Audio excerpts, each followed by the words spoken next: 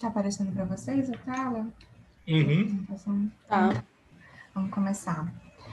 Eu sou a Cintia, sou residente de Neuroradiologia do Américas e trouxe 2 casinhos hoje para a gente discutir. Esse primeiro é um paciente do sexo masculino, 38 anos, previamente rígido, que há 2 semanas vinha se questionando de escotomas, primeiramente à direita e depois à esquerda, associado à labilidade pressórica. Ele procurou assistência médica, foi prescrito losartana e procurou oftalmo, que diagnosticou uma oclusão bilateral de artérias retinianas. Ele estava em investigação ainda, e no dia do comparecimento na emergência, ele tinha iniciado um quadro de hemiparesia e parestesia à direita, iniciado no membro inferior e depois superior, intermitente.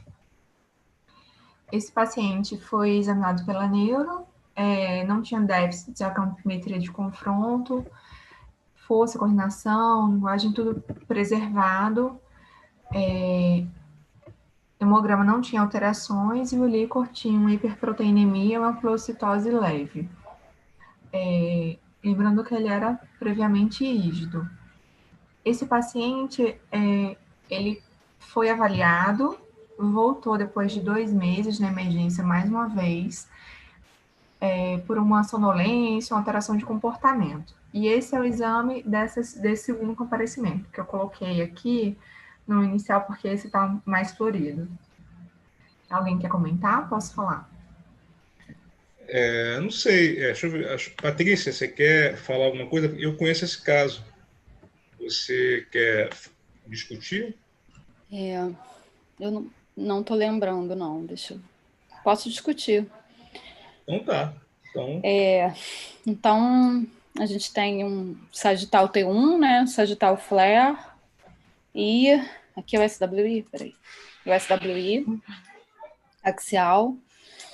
E do que eu vejo é no sagital flare, umas lesões alongadas no corpo caloso. E esse SWI tem esse foquinho de baixo sinal aí, temporal direito. Ver melhor o que pode ser isso, se é um vaso, se é sangue. E no T1... Fala. É uma hemorragia esse daí. Era sangue mesmo. E no T1 tem... Essas imagens que tem hipersinal no flare, no sagital flare, tem sinal, parecem ter sinal baixo em T1. Nesse sagital T1 aí. Mais coisa. Bom, aí agora o axial flare, a gente vê aquelas imagens que aparecem na linha média no sagital, né? E também outras lesõezinhas com sinal alto no flare e uns foquinhos de restrição e difusão. Parece que algumas lesões têm restrição de difusão e outras não, né? Essa lesão junto ao corpo do ventrículo lateral direito tem restrição de difusão. E uma ali frontal também, direita, bem pequenininha, parece que tem também. Eu acho que essa que você mostrou ali à direita, ela é uma lesão do esplênio do corpo caloso, né? Isso. É uma daquelas lesões que a gente... Não sei se é a mesma lesão que a gente está vendo ali. Eu acho que, assim, isso aí só mostra que é uma lesão... Tem lesão em mais de um estágio, né? Tem a lesão com restrição à difusão, que deve ser as que estão causando o sintoma que levou ele à emergência atualmente. Tem as lesões que não restringem mais a difusão, que possivelmente estavam relacionadas ao primeiro episódio dele, né? Tem mais algumas aqui, mais ou menos com a mesma descrição que a Patrícia falou, só que em uma localização diferente. E na cabeça do caudado, né? Também tem uma lesão com sinal alto no flare e um foquinho de restrição à difusão, que aí acho que já está ali na cápsula interna, né? Bem... Junto com o núcleo capsular ali, né? Cabeça do caudado, cápsula interna direita. E essa lesão restringindo também. Esse aqui também, esse tá bem claro que tá... Outra no esplênio corpo caloso, outra mais à esquerda. Esse aqui, você quer comentar? Bom, o sagital flare, né, mostrando sagital flare, mostrando outras lesões. E esse TOF tinha alguma Não tem coisa? alteração, não tinha nada. Eu não tô vendo nada. Então, isso é só para caso viesse alguma suspeita diagnóstica, para não confundir que fosse alguma coisa que a gente visse no TOF. Você pode falar a história rapidinho, resumir a história rapidinho, Cíntia, de novo? 38 anos, 2 semanas com escotomas, há um dia com hemiparestesia e hemiparesia à direita intermitente. É uma apresentação meio frustra, tanto que durante o exame neurológico ele não tinha alteração. Entendi. E nunca tinha tido nada antes? Nada, previamente rígido. No prontuário dele tinha umas queixas de lombalgia e outras coisas assim na emergência, nada demais. Cara, porque assim, você vê lesão em corpo caloso, pensa em doença nemelinizante, né? Uhum. Mas essa lesão aí da cápsula interna, e aí pegando ali o caudado, já é meio esquisitinha, já é diferente. Uhum. E as lesões restringem bastante a difusão, né? Repara essa lesão do corpo caloso, que ela tem uma característica. Volta ali, por favor, Cíntia. Repara que a lesão, ela pega sempre meio que a porção central do corpo caloso e poupa tanto a superfície superior quanto a inferior do corpo caloso, né? Ela poupa a interface caloso-septal. Ela é a lesão que pega só a porção central. Né? Diferente da lesão da esclerose múltipla, né? Isso, né? Então, somando essa clínica de alteração visual e essas lesões que talvez em algum momento tenham pensado em doença desmielinizante, assim, você tem que pensar tem alteração visual também? É porque eu fiquei perdido. Visual, tem escotomas. Escotoma, né? Não sei se poderia ser SUSAC com essas alterações assim, aí de corpo caloso. Essa alteração do corpo caloso, pegando a porção central do corpo caloso, é bem sugestiva de SUSAC, né? Para ficar a tríade perfeita, faltou só ele ter alteração auditiva também, né? Que é a síndrome clássica da doença de SUSAC, que é uma vasculite, né? Era isso mesmo. Foi investigado outras alterações autoimunes possíveis, foram solicitadas sorologias e tudo mais, e acabou fechando como síndrome de SUSAC mesmo, que é justamente caracterizado, como o Robertinho bem frisou, por essas lesões hiperintensas, em que a gente tem acometimento da porção central do corpo caloso. A gente vê que não tem nenhuma dessas lesões tem efeito de massa significativo, não tem aquele aspecto tumefativo que às vezes a esclerose múltipla ou outra doença desmielinizante possa vir a ter. E essa história de alteração ocular, que o oftalmologista deu o diagnóstico de oclusão de artérias retinianas bilateralmente, com esse acometimento do corpo caloso dessa forma, são bem característicos da síndrome. E ele tem a encefalopatia com alteração comportamental, que é um fator bem predominante na síndrome. O que faltou realmente foi a alteração auditiva, mas que realmente não foi avaliada. Às vezes não é uma alteração tão importante que ele possa ter sentido tanto. Mas, então, era a SUSAC, que é uma doença do endotélio, autoimune sistêmica, não tem um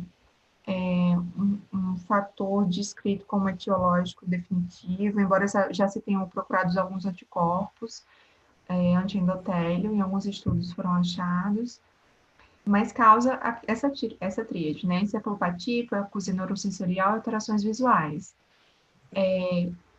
É bem característica a vasculopatia retinococlear, que foi referida, e envolve preferencialmente o terço mais do corpo caloso, não a interface caloso-septal. E esse, sendo uma doença confundidora, embora na patologia não seja uma doença desmielinizante, o aspecto radiológico e até clínico, pela ser remitente recorrente muitas vezes, acaba confundindo com a doença desmielinizante, por exemplo, principalmente a esclerose múltipla.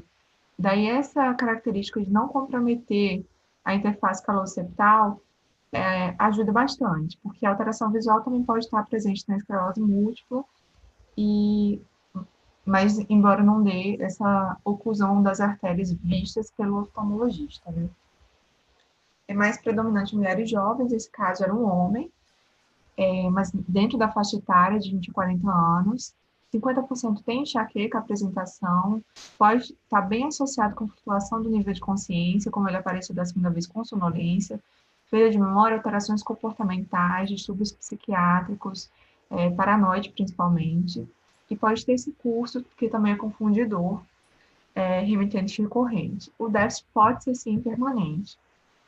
Na TC, a TC vai ser importante no diagnóstico mais para a exclusão de outras causas de perda auditiva, porque essas lesões não vão ser bem vistas, a gente não vai ter alterações significativas. Na ressonância tem essas lesões com alto sinal T2, baixo sinal T1, e pode ter microinfartos, daí tem aquelas restrições de difusões, embora o aspecto de brilho na difusão pode ser também ligado ao alto sinal T2, ao T2 shine through, né? Também nesses locais. Núcleos da base e tronco também podem ser acometidos. E aí, posso passar para o caso 2? Tem algum comentário? Não, pode passar, pode passar. O segundo caso é um paciente de sexo masculino, 3 meses de idade, quando ele veio para a gente a primeira vez na emergência, com história de pneumonia há 30 dias, e a queixa no dia era de hemiparesia à direita, percebida pela mãe ao acordar. A mãe acordou, foi checar o bebê, com 3 meses de idade, o bebê estava sem mexer o lado direito do corpo. Essa foi a tomografia inicial. E alguém quer comentar? Posso falar? Oi, alguém... Não, eu não estou vendo nada. Hoje a sessão tá só a Patrícia falando, né? Mas então... Alguma outra pessoa quer comentar a TC? Oi, gente, eu estou engatinhando ainda da neuro. Boa noite, eu sou R1. Boa noite. Então, eu ainda não estou sabendo muitas coisas de imagem, por isso que eu estou caladinha aqui. Não, tudo bem, tudo bem. Vai ficar à vontade. Essa TC, bom, não sei se tem uma hipodensidadezinha aí à esquerda, frontal, mas eu não estou conseguindo ver nada demais. Mostra mais coisa aí, sim, tipo, por favor. Eu também achei que essa TC, se eu não me engano, ela realmente parece que tem uma alteração, uma hipodensidade mais discreta à esquerda. A frontal esquerda. Na comparação, a gente consegue ver que tem até uma diminuição do espaço licórico, tem uma hipodensidade mais cortical, cortical, assim, não é aquele território vascular marcado, mas comparativamente tem uma hipodensidade desse lado de cá, no lado esquerdo. E a criança tem 2 meses, que você falou, né? 3 meses. 3 meses, tá. E tá sem mexer um lado, do lado direito. Então, assim, do lado direito a gente já procura a esquerda, a alteração, bateu a alteração, foi para ressonância. Realmente e aí, tem alteração. Agora tá claro.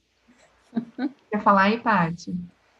Então, tem essa área cortical de restrição à difusão frontal e pega ali símbolo, giro frontal médio, superior. Pô, vai até... Pega grande parte do lobo frontal aí, né? Cortical. Essa criança, ela voltou, assim, para fazer um acompanhamento. No caso, o acompanhamento seria pré-tratamento. E aí, esse é o exame, 2 anos e 6 meses de idade. Aí aquelas áreas que naquela ocasião eram isquemias agudas, né, com restrição à difusão, agora elas já se tornaram áreas parece de malácia estabelecida, né? Tem até um padrão. Suco, né? Isso, esse T1. É porque a tela do meu computador está meio que refletindo aqui, mas parece que já deve ter alguma coisa até de necrose cortical laminar, né? Fez um padrão, assim, já evoluiu para a sequela daquelas alterações mesmo.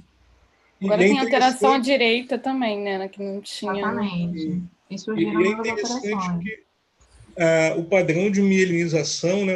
Parece que o hemisfério direito ele mielinizou quase todo normal e o esquerdo, não sei se não corte dos núcleos da base para ver, mas parece que não se é tudo gliose ou não mielinizou por conta do insulto isquêmico, tá? É interessante isso, né? Tá diferente do outro lado, né? E agora tem hospital bilateral aí, né? Uhum. Que não tinha naquele. Esse é o T1, é meio que para mostrar a alteração, assim, tá mais evidente a alteração que o Robertinho falou, né? A gente tem essa atrofia esquerda. Fala aí, Paty. A gente vê uma redução volumétrica encefálica no hemisfério esquerdo todo, né? Com dilatação do ventrículo compensatória, e até a calota craniana é assimétrica, né? É menor à esquerda do que à direita. Isso. E tem essas áreas hospitais aí também semelhantes. Essa era a difusão nesse segundo exame. Mãe, E esse o TOF. olha esse boné. Peraí. É. No TOF não tem sinal de fluxo na... Peraí que eu estou tentando entender esse TOF. Mas vai que você está no caminho certo. Tá quente, é isso mesmo. Não tem sinal de fluxo aí à esquerda. E até aqui em Valdo Silviano, à esquerda, também não tem. Eu não sei se está não estou conseguindo ver o corte da cerebral média à esquerda aqui. Porque... Aqui para te ajudar. Mas é isso mesmo. E parecia no TOF que já tinha uns vasos ali, uns vasinhos proliferando ali na... Não sei se é impressão, mas tem uns vasinhos, né? Aquela proliferação de vasos da pia. Tem vaso demais aí, né? Exatamente, tem uns macarrões. Vaso demais em alguns lugares, vaso de menos em outros. Exatamente. Tem no tálamo, bilateralmente, na cisterna perinesencefálica. E a gente vê até alguns bem proeminentes aqui, junto da calota, que devem ser colaterais com a circulação externa, né? Isso, é ramo aí temporal superficial, meningeia média, que vai nutrir aí o que sobrou, Está né? nutrindo. E aqui, a reconstrução. Aí a gente veio melhor esse monte de colateral, né? A gente vê que não tem a cerebral média, né? Não tem fluxo cerebral médio. Uhum. A carótida esquerda também, ela... Cara, eu tô tentando... Ela é mais fininha, né? Mas tem algum fluxo. Cerebral médio a gente não vê nada. E cerebral anterior, muito pouco também, né? A gente vê uns vasinhos ali bem... Quase nada. Quase nada também. E tem as colaterais, né? Que a gente vê a circulação bem tortuosa, alguns vasinhos aqui vindo da calota pela circulação por ramos da carótida externa. E essa circulação colateral bem abundante. Essa circulação colateral aí que tá segurando o negócio. Alguma hipótese? Cara... E aí, Patrícia, oclusão de carótida interna distal, proliferação de vasos colaterais na pia mater. Você tá me impressionando. Não, assim... Me ajuda aí. Parece aquele padrão... Pode falar, aquele padrão... Tipo padrão moia-moia, fazer esse monte de colateral aí para tudo quanto é lado, porque tá fechado o vaso. Exatamente. E o padrão moia-moia, na verdade, ele pode estar... Foi justamente isso. No caso, era moia-moia doença. Mas o padrão moia-moia pode estar presente em outras doenças também, vasculites autoimunes, outras alterações, que não necessariamente a doença moia-moia. Essa doença é idiopática, acomete principalmente o ramo distal da carótida interna, exatamente aquela porção supraclinoideia que a gente não estava vendo, na verdade, porque estava ocluído, e é uma doença ainda sem uma patologia bem definida. Embora já tenha sido achado esse gene associado, principalmente nos casos em que é de origem familiar, que são 5 a 10% dos casos dos asiáticos. Pode estar. O padrão moia-moia pode aparecer também em outras alterações genéticas. NF1, Down, hemoglobinopatias, anemia falciforme, pode dar esse padrão também, não sendo necessariamente a doença em si. Nas crianças, aparecem principalmente em crianças menores que 10 anos, esse caso foi bem cedo a apresentação, foi bem precoce, e se apresenta normalmente com isquemia. Já nos adultos, vai ser mais em torno dos 30, 40 anos, vai se apresentar mais com hemorragia. E a gente vai ter essa rede colaterais extensa, decorrente da estenose da artéria carótida interna, e é justamente aquela rede vascular que a gente estava vendo ali na cisterna paramencefálica, voltando aqui na imagem, aqui nos tálamos, e a circulação colateral com ramos da carótida externa também. E aí, moia-moia é justamente o nome dado em lembrança do aspecto da fumaça de cigarro, que são tantas colaterais pequenininhas, que quando você vai ver na angiografia, parece como se fosse um aspecto de fumaça, como está aqui. Pode acometer núcleos da base, com realce puntiforme, flavoides por dano de microvasos, mas o mais predominante, no caso, é a oclusão da carótida interna distal. Pode se apresentar como hemorragias, e o que a gente vê, na verdade, é um quadro relacionado à hipoperfusão. Né? Se oclui um grande vaso, e daí o organismo faz a tentativa de suprir de alguma forma com essas colaterais, e esse padrão que a gente acaba vendo. Aqui são as imagens da Osborne, em que a gente vê a falta de sinal da carótida interna distal e os fulvoides e o realce que a gente tem nessa região de núcleos da base, em que a gente vê aqueles vasinhos bem pequenos, aquelas colaterais pequenininhas, realçando que na geografia vão dar esse aspecto de fumaça. É isso. Algum comentário?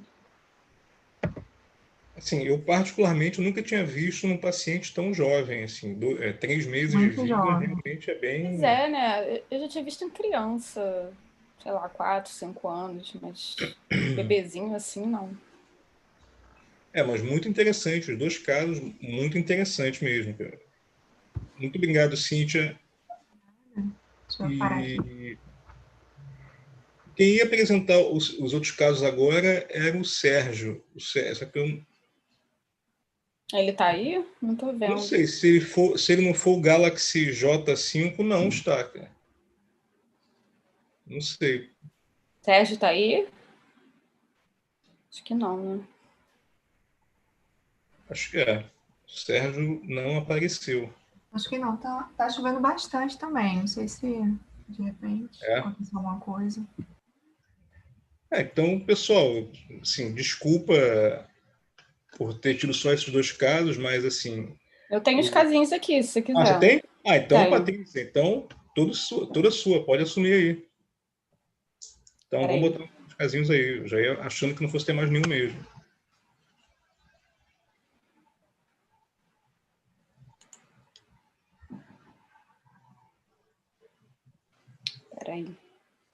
Peraí que eu tô tentando.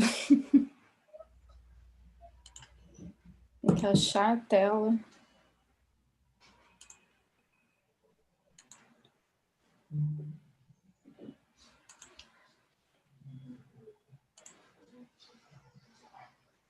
Engraçado que está aberto no meu computador, no PowerPoint, mas não está aparecendo essa tela para compartilhar. Você tem que... A tela para compartilhar, ela é no próprio Zoom ali embaixo, que ela tem uma setinha para cima escrito Share Screen. Aí você clica nesse Share Screen, aí seleciona qual das suas telas você quer compartilhar. Então estão aparecendo várias telas para mim, mas não a tela que eu quero. Peraí.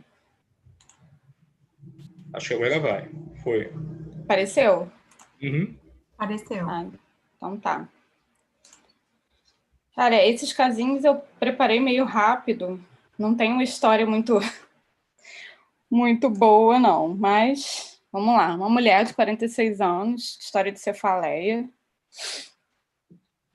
E aí foi fazer uma tomografia, cefaleia e sentindo um caroço, né, ali, frontal. E alguém quer falar? Quer que eu fale? Não sei, deixa eu ver se alguém... que a Gabriela quer falar, comentar, Gabriela? Não sei se você conhece o caso. Acho que a Gabriela conhece. Conhece. Luciana, você conhece o caso? Márcio Almeida tá aí? Márcio, eu vi ele sim, cara. Márcio, Tá, Rodrigo. aí. Márcio, quer comentar o caso?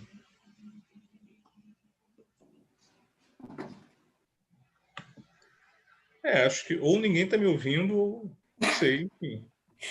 Acho que você que vai ter que comentar. Tudo bem. Então, assim, o que tem nessa tomografia computadorizada é uma lesão expansiva, heterogênea, com uma densidade predominantemente hipodensa e com os focos que parecem de calcificação. Ela parece ser uma lesão extraaxial. Ela me parece estar centrada na meninge, com a base de implantação dural, né, aparentemente na região temporal direita. E o que a gente já via na janela de a lesão tem um realce razoável pelo meio de contraste, umas áreas com um pouquinho menos de contraste. Mas o que chama atenção é que você já via na janela de partes moles e agora vê também na janela óssea, é que essa lesão ela determina uma importante erosão na calota craniana adjacente. E é interessante que, na verdade, quando eu olho a janela óssea, eu fico até na dúvida pelo traçado ali da calcificação, se a lesão realmente ela já não estava centrada na calota craniana, porque ou se isso que eu achei que fossem as calcificações mais periféricas poderiam ser a tábua interna expandida para fora, ou se a lesão é dural, mas de qualquer jeito ela determina importante destruição do osso, né? Então, assim, das lesões extraaxiais mais comuns, que é o meningioma, na verdade, não é o caso dela. Isso aí não deve ser meningioma, salvo alguma forma muito atípica. E aí ela botou... É do mesmo momento... É o mesmo momento, só é um outro corte, só mostrando a mesma coisa. Você vê que a lesão mas aí tem um componente aqui diferente. Isso, tem esse componente mais realce pelo meio de contraste, comprime ali bem o polo temporal direito, e tem um outro componente que ele se estende, né, ele erode o osso, come ali a asa maior do esfenoide e consegue entrar na órbita, né? Isso. Agora aqui a ressonância do mesmo paciente, foi feita, acho que foi no mesmo dia ou no dia seguinte. Então, isso aí é o flare, né? Confirma que a lesão é extraaxial, já não tinha muita dúvida, e ficou mais bem visto, ou melhor visto, enfim, como se fossem dois componentes da lesão, né? Tem um componente intraósseo, que é esse componente mais lobulado, com um sinal bem heterogêneo, e tem um componente que parece mais, que é o componente mais homogêneo, com sinal hiper no flare, parece um componente de base meningia mesmo, né? Como se tivessem duas lesões num pacote só. E fora isso, você tem alteração de sinal no lobo temporal direito ali adjacente, que aí depois, com sequência, a gente tenta diferenciar se isso aí é só um edema reacional ou se isso daí seria invasão da lesão, né? Aqui o gradiente, T2. No gradiente e no T2, a lesão, ela realmente tem... No T2 fica ainda mais nítido a questão dos dois componentes com comportamento bem distintos, né? Assim, aquele componente mais homogêneo, que parece ser a base de implantação meningia, e o componente intraósseo, que ele é meio... como se fossem vários cistos agrupados, né? O aspecto no T2, né? Da parte mais inferior dele. Tem os foquinhos ali no interior, que devem ser aquelas calcificações que a gente viu na TC, e um corte um pouco mais alto, ela volta a ser um pouco mais homogênea de novo, né? O E aí, T2. T2 coronal, de novo, 2 componentes. Tem uma coisa cística ali, temporal, que eu não sei se é um aprisionamento ou se é uma parte cística. Pode ser tanto um cisto de aprisionamento licórico quanto um componente cístico da lesão, né? Que essa área puramente cística não se repete no resto da lesão, né? Na difusão, a lesão não parece restringir, né? Eu acho que não restringe, e o realce é bizarramente, assim, é um realce muito intenso, homogêneo, pelo menos nesse componente da lesão. E aí você vê que mesmo assim aquele componente mais homogêneo realça ainda mais do que o componente ósseo, né? E aí o sagital 3, tem um 3D, você vê ali aquela extensão para a órbita e aquele outro componente comprimindo ali o lobo temporal, né? E aqui perfusão, assim, a lesão bizarramente com sinais de hiperperfusão, só com a ressalva de como a lesão ela já não tem barreira mesmo, porque é uma lesão não deve ser primária do cérebro, não tem vaso cerebral, então isso aí não tem barreira mesmo, mas de qualquer jeito, a perfusão bizarramente quente, né? E eu acho que é isso. Então, o próximo já é o diagnóstico final, né? Aí para o pessoal ver se quer discutir. Ninguém quer falar não, gente? Mas ninguém? Deixa o Robertinho. Assim, nas lesões extraaxiais, assim, a mais comum do dia a dia é o meningioma. Mas essa lesão definitivamente não é um meningioma, né? Um outro diferencial aí seria o antigo hemangiopericitoma, que agora na classificação nova é tumor fibroso solitário / hemangiopericitoma, que é uma lesão que pode erodir o osso, ela pode ser mais heterogênea. Mas, Patrícia, só me lembra, qual a idade do paciente mesmo? Ele é muito jovem? 46. 46 anos, né? 46 anos. Aí, nos diferenciais também entra metástase, né? Apesar do cara ainda ser relativamente novo. Aí não tinha nenhuma história, assim, não tinha nenhuma história de tumor nenhum. Assim, primário. Eventualmente plasmocitoma, apesar de muito jovem também, mas não dá para excluir, e bizarrices como algum sarcoma, alguma lesão primária do osso.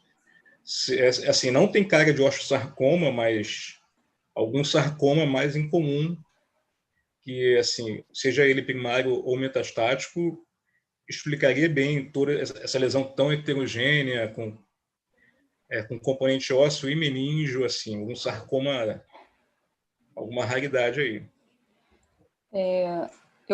Quando eu dei o laudo desse exame, eu pensei exatamente em hemangiopericitoma ou tumor fibroso solitário, foi o que eu pensei mesmo. O histopatológico eu vi hoje. Peraí. E aí, é um meningioma cordoide.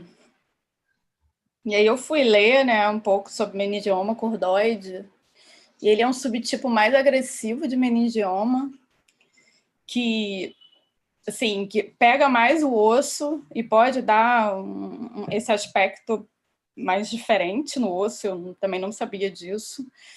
E é grau 2, porque ele recidiva mais, ele é mais agressivo, e o que tem descrito que pode ajudar a diferenciar de um meningioma, de um cordoide, de um não cordoide, é a questão da restrição à difusão, porque ele facilita a difusão por causa da patologia dele, né? Ele é vacuolizado e aí tem uma difusão facilitada. Aqui no Radiopid ele até coloca um valor de ADC de 1.620, mais ou menos. Eu tentei até fazer uma medida. Agora, isso é uma coisa que, assim, a gente não fica reparando muito em difusão de meningioma para saber se vai restringir ou se não vai. Mas é um caso que me surpreendeu, porque eu também não pensei que fosse um meningioma. Então, Se ainda der tempo de voltar e editar aquela minha frase definitivamente isso ia ser melhor, né, cara? Mas eu também também fiquei, também me surpreendi com histopatológico. Mas bom para a gente aprender que existe esse subtipo aí que tem essa cara de meningioma bem esquisito, né? Enfim, pelo menos no final das contas, a estatística de que o meningioma é a lesão mais comum, pelo menos isso bateu, né? Porque todo o resto foi... Eu já estou desistindo de achar que alguma coisa não é meningioma, porque tudo que eu tento achar que não é meningioma, porque é esquisito, no final das contas é meningioma mesmo. Então, acho que agora, a partir de agora, vai ser meningioma até que prove o contrário. Então tá, então tem mais esse casinho aí, paciente de 80 anos com crise convulsiva. Isso, vovozinho com crise convulsiva. Quer discutir, Cíntia? Pode, eu ajudo você, Cíntia, pode falar com calma. Já que ninguém quer falar nada. Tá, passa aí. Bom, tomografia, pré e pós-contraste.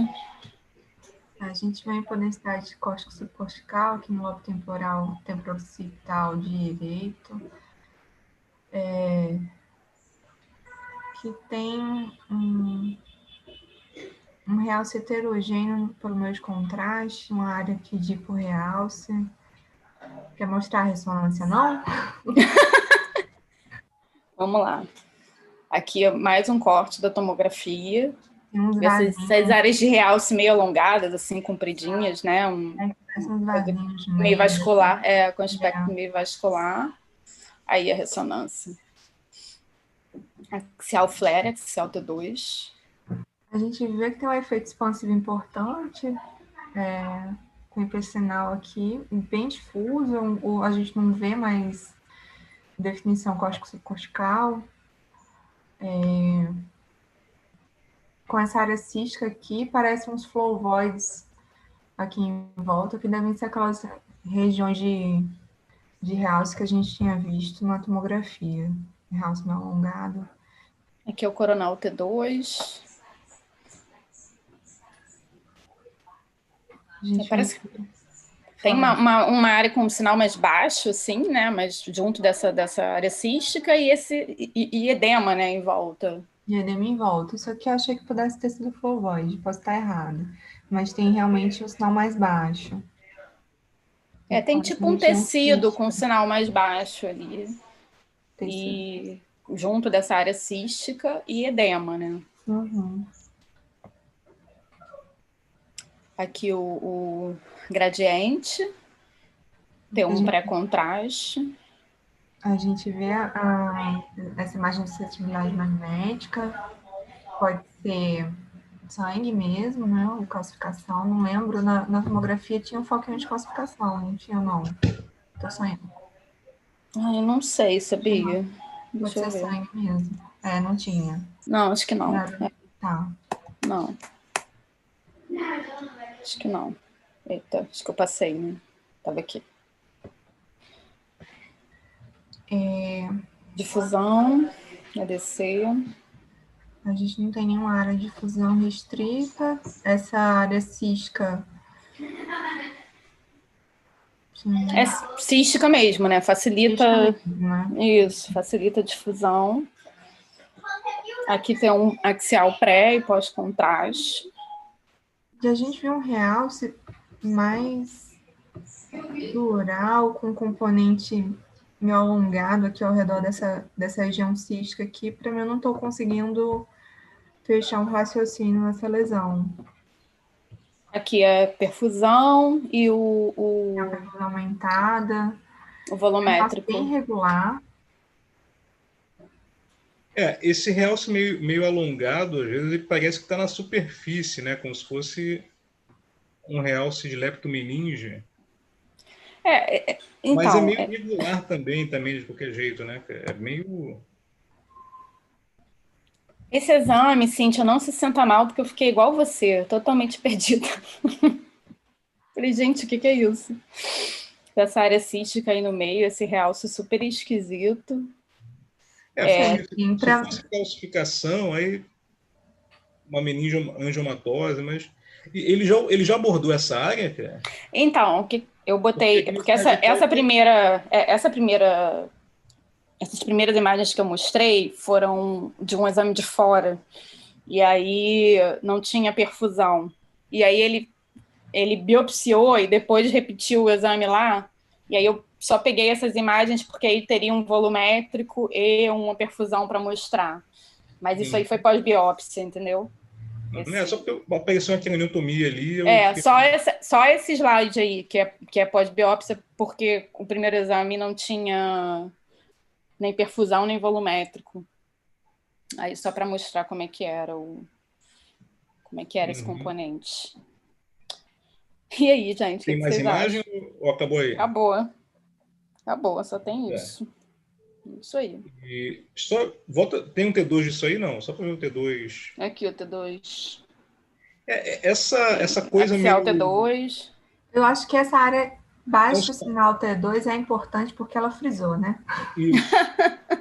Não, o sinal baixo em T2, aí você tem que começar a pensar em doenças ou infecção, como fungo, né? Ou algumas doenças inflamatórias granulomatosas fazem esse espessamento com sinal baixo em T2, né? Desde tuberculose até fungo pode também fazer esse espessamento meio meníngeo, seja lá o que for, com sinal baixo em T2. Mas eu pensaria, eu não sei se eu conseguiria cravar muita hipótese nesse laudo, não. Cara, tem essa perfusão bem aumentada, né? Ela quebra um pouco a questão de ser inflamatório, até tem coisa inflamatória com perfusão assim, mas não é comum, né? Em criança tem aquele tumor, mas é em bebê, né, praticamente, se eu não me engano, que tinha aquele tumor que foi reconhecido recentemente, mas acho que ele é hiper em T2, é um tumor estaxial que invade ali os aquele sulcos. leptomeníngeo. Isso, é glioneuronal leptomeníngeo, né? Mas não é. Não. Vou tomar cuidado com o que eu ia falar, não é, porque outro caso que eu falei que não era, né? Então, não é, isso não é mesmo.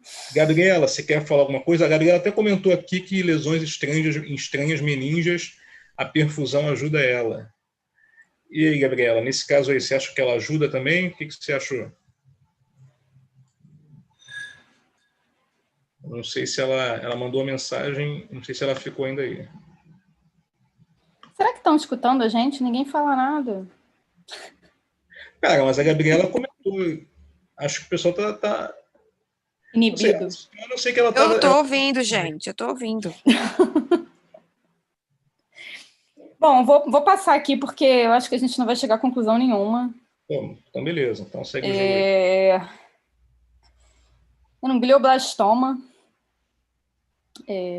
IDH mutado e, sim, apresentação bizarra.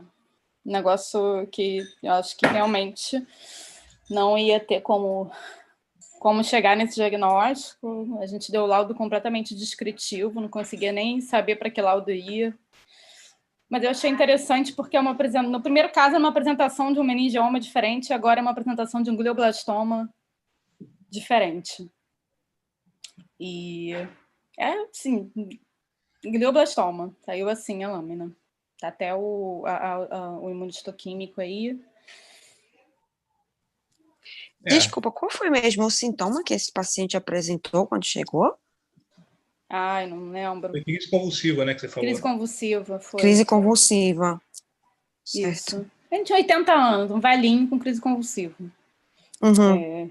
E aí... Não, isso aí foi o exame físico do radiologista, né? Velhinho, 80 anos, convulsiva. Pronto, acabou. É isso. E aí é isso. Tem um outro, se vocês quiserem, que eu mostro, senão... Bom, pode mostrar, mas eu não vou nem falar, porque todos que eu falo eu tô errando até agora, cara. Tô até com vergonha. Pô, alguém tem que falar também. Se esse doutor aí que é experiente tá errando, que dirá eu, né? Eu vou ficar quietinha aqui. Vamos lá, passar rapidinho isso. Feminino, 72 anos, sentiu um caroço no couro cabeludo. E ressonância, sagital T1, tem um FET pré-contraste. Tem essa Ninguém- lesão matricial, né? Um sinal heterogêneo, ISO, mais áreas um pouco mais hipointensas. A lesão parece extraxial, comprime ali o lobo frontal. Pode passar? Uhum. Essa parece de GBM também? Calma. Essa é extraxial. Né? Essa lesão Aqui, essa lesão é extraxial, né? O GBM é uma lesão intraxial. Ah, sim. Entendeu? Então, aí, assim, que ele falou que era extraxial, que a gente vê aqui, né, o parênquima empurrado pela lesão, tá vendo? No sagital. Sim. E aqui também. Então, o parênquima frontal está só empurrado, a lesão está vindo de fora. Entendi. Aí aqui não entraria GBM já por conta disso, né? Quando você define, a partir do momento que você define se é intro ou extraxial, você pega caminhos completamente diferentes, né? De diagnóstico diferencial. E aí a lesão parece que ela compromete a tábua, né?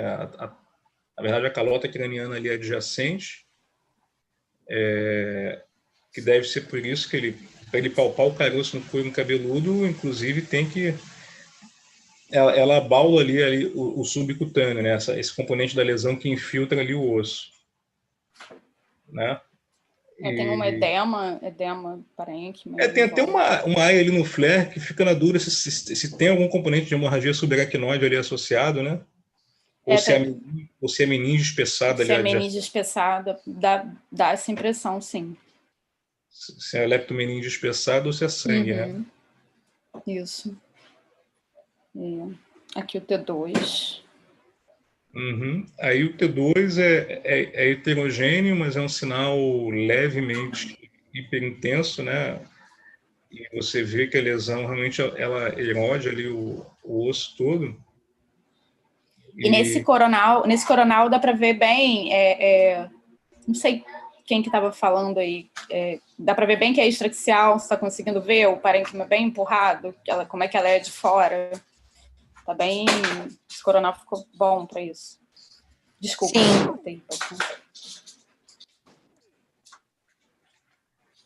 E assim, aí a dúvida é se a lesão é uma lesão primariamente óssea, que tem um componente que invadiu ali o espaço, está indo ali espaço quase subdural já, né? Ou se é uma lesão de base meníngea que invade o osso, né? Esse aqui é o SWI. Assim, uma queda de sinal importante. Eu não lembro, não tinha TC não, né? Não tem calcificação. Não, esse não tem, não fez TC. Mas eu acho que isso aí deve ser um componente hemorrágico, porque ali naquela superfície dos giros faz um padrão como se fosse o mesmo de hemorragia subaracnoide, né? Parece uma calcificação fazer isso. Então, isso aí deve ter um componente hemorrágico aí associado. Difusão. A difusão aparentemente não restringe, Não né? restringe. Contraste. E aí, um intenso realce pelo meio de contraste, fica mais nítida a lesão, ela erodindo toda a extensão da tábua interna e externa. Você vê que tem um realce pelo meio de contraste ali no subcutâneo adjacente, que de repente isso aí já deve sentir não só o caroço com uma pele meio endurecida. E aí, interessante que esse caso daí lembra muito um caso lá dos servidores, que no final fechou com um plasmocitoma primário na meninge, que é um negócio que não é muito comum, né? Mas ele não tem nenhuma doença conhecida, né? Nenhuma outra tumor primário, nada disso. Não tem nenhuma doença conhecida, mas você está no caminho certo. Assim, é alguma coisa, deve ser algo hematológico, assim, ou plasmocitoma, ou um mieloma fazendo um cloroma aí, na verdade, né? Eu pensaria em algo desse tipo. Deixa eu ver se tem mais alguma coisa. Aqui a perfusão e o volumétrico. Deixa eu mostrar. Não é, por exemplo, tão hiperperfundida como aquela primeira lesão, né? Ela tem só umas Não. áreas de hiperperfusão, mas a maior parte da lesão não é tão hiperperfundida assim, né? Isso.